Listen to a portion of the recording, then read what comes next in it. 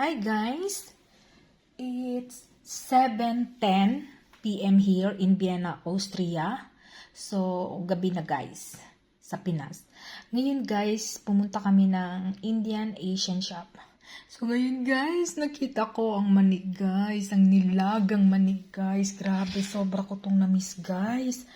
Na-miss ko talaga ito guys ng sobra-sobra guys. Sobra ko itong na-miss guys sa Night Market Rojas. Ito guys, 500 grams siya guys. Ano siya guys, 5 euro. So, 330 pesos sa atin sa Pinas. So, grabe guys. Sa wakas guys, nakain ko na rin itong nilagang manig guys. Pero frozen siya guys. Pero, tingnan nyo guys oh. Di-microwave ko lang siya.